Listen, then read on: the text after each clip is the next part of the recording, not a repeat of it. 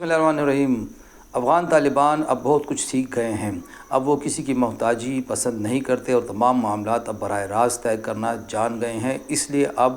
ان لوگوں کے لیے کوئی جگہ نہیں، ان قوتوں کے لیے کوئی جگہ نہیں جو بیچ میں آڑتی بن کر اپنا مفاد بھی حاصل کرتے تھے اور معاملات کو اکثر بگاڑ دیتے۔ میں ہوں آصف نثار غیاثی۔ میرے اور آپ سب کے یوٹیوب چینل پر ہم آج تبصرہ کریں گے حالات پہ، ان پہ کہ جب امریکہ اور طالبان کیسے ایک دوسرے کے قریب آ گئے۔ 21 مارچ کو اہم پیشرفت کے طور پر جب امریکی وفد گیا افغانستان، آپ سب نے وہ چیز دیکھ لی ہوگی۔ وہاں پہ ایک امریکی قیدی تھا، جارج گلیزمین۔ وہ 2 سال سے زیادہ عرصے تک وہاں پہ قید رہے اور اس کو پھر امریکی وفد کے حوالے کر دیا گیا 21 مارچ کو۔ یہ بڑی عجیب سی بات تھی اور اس لیے اہم ترین کامیابی ہوئی ہے، اور اس حوالے سے اب بہت ساری باتیں زیر گردش ہیں۔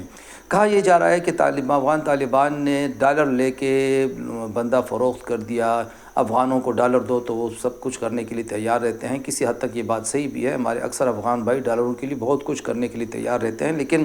اس معاملے میں ہمیں سفارتکاری کے نزاکتوں کو دیکھنا ہوگا۔ افغان طالبان جب دوبارہ افغانستان میں برسر اقتدار آئے تھے تو اس حوالے سے بعض لوگوں کا اس وقت یہ کہنا تھا کہ یہ لوگ بہت کچھ سیکھ گئے ہیں، اب یہ بیچ میں کسی کو آڑتی یا دلال یا ایجنٹ بننے کی اجازت نہیں دیں گے۔ چنانچہ یہ بھی کیا گیا تو ان دنوں کہ افغان طالبان نے پاکستانی اسٹیبلشمنٹ پہ واضح کر دیا ہے کہ ہمیں آپ کے تعاون کی کوئی ضرورت نہیں، ہم امریکہ کے ساتھ اپنے معاملات خود طے کرنا جانتے ہیں۔ اسی طرح افغان طالبان کے حوالے سے یہ بھی بتایا گیا کہ انہوں نے پاکستان کی تمام مذہبی قیادت کو واضح طور پہ بتا دیا، تمام مذہبی جماعتوں کی قیادت کو، کہ آپ ہمارے اساتذہ ہیں بے شک، لیکن اب ہم اپنے معاملات طے کرنا خود جانتے ہیں، ہمیں کسی کی ثالثی کی یا بیچ میں مشورے کی ضرورت نہیں ہے۔ چنانچہ جب امریکی قیدی کو رہا کیا گیا تو اس سے یہ چیزیں ثابت ہو گئیں کہ افغان طالبان اب امریکہ کے ساتھ معاملات خود طے کرنے کے لیے جو حکمت عملی اختیار کرنا چاہ رہے تھے اس پہ عمل پیرا ہو چکے ہیں، لیکن ساتھ میں یہ بھی ایک حقیقت ہے کہ اب امریکہ بھی بیچ میں کسی کو آڑتی بننے کی اجازت دینے کے لیے تیار نہیں ہے۔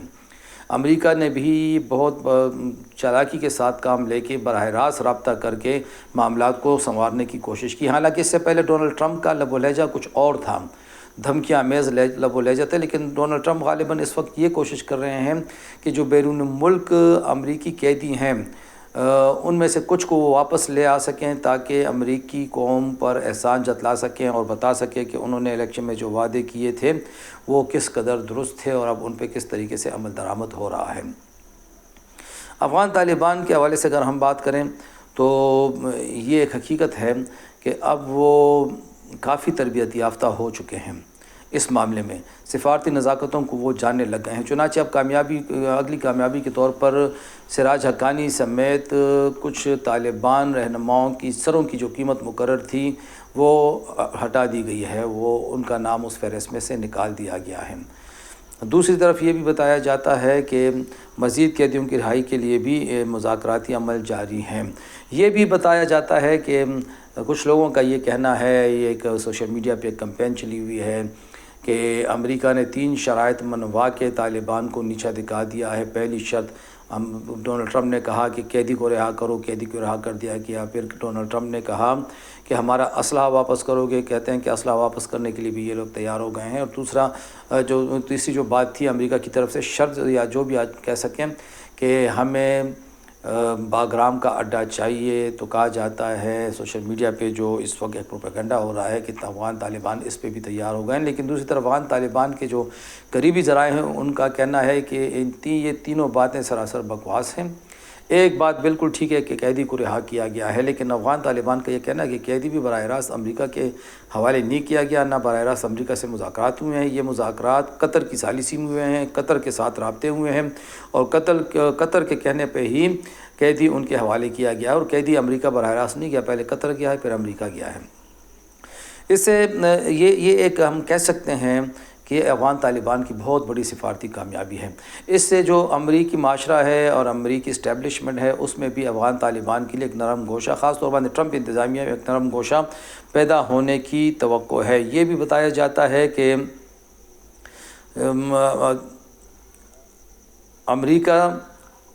کے جو دیگر قیدی ہیں جن کی تعداد ابھی تک بتائی نہیں جاتی، وہ بھی رہائی کے لیے جلدی ہی ان کی رہائی کے لیے بات چیت جاری ہے۔ یہ بھی بتایا جاتا ہے کہ ٹرمپ کے عہدہ سنبھالنے سے پہلے 2 امریکی شہری ریان کوربیٹ اور ولیم والسن افغانستان سے رہا کیے گئے تھے، جن کے بدلے میں امریکہ میں قید افغان شہری کو رہا کیا گیا تھا۔ یہ بھی بتایا جاتا ہے کہ سال نومبر میں امریکی انتخابات میں کامیابی کے بعد سے ٹرمپ اپنے حریف سابق امریکی صدر پر افغانستان سے انخلا میں ناکامی کا الزام عائد کرتے رہے ہیں اور دھمکیاں بھی دیتے رہے ہیں، لیکن اب لگتا ہے کہ ڈونلڈ ٹرمپ نے بھی لب و لہجہ بدل لیا ہے اور اب وہ بھی یہ چاہتے ہیں کہ بات چیت کے ذریعے سے اگر ان کے معاملات حل ہو سکتے ہیں۔ لیکن ہم پھر یہ کہیں گے کہ یہ سب سے بڑی کامیابی ہے افغان طالبان کی، اور یہ پاکستان کے لیے خطرے کی گھنٹی ہے کہ جو ہمیشہ سے ہم نے یہ دیکھا کہ امریکہ جو بھی بات چیت افغانستان کے لیے ہوتی تھی طالبان کے حوالے سے، اس میں پاکستان کو آگے کیا جاتا تھا، حتیٰ کہ جب قطر میں یہ امن مذاکرات ہو رہے تھے تو بھی افغان طالبان کو مذاکرات کی میز پر بٹھانے کے لیے پاکستان سے کہا گیا اور پاکستان نے یہ کردار ادا کر کے دکھایا۔ لیکن لگتا ہے کہ اب افغان طالبان اور امریکہ دونوں سمجھ گئے ہیں کہ پاکستانی اسٹیبلشمنٹ کے بعض لوگ معاملات کو بگاڑ دیتے ہیں، اس میں طوالت لے آتے ہیں، اس لیے اب انہوں نے بیچ میں سے ان لوگوں کو نکال کے اب وہ براہ راست ایک دوسرے کے ساتھ ڈائریکٹ ہو گئے ہیں، اور اس کے رد عمل کے طور پہ دیکھنا یہ ہے کہ پاکستان کیا کرتا ہے۔ ویسے پاکستانی اسٹیبلشمنٹ کو سوچنا چاہیے کہ افغان طالبان ان کی سوچ سے بھی آگے نکل گئے ہیں۔ خدا حافظ۔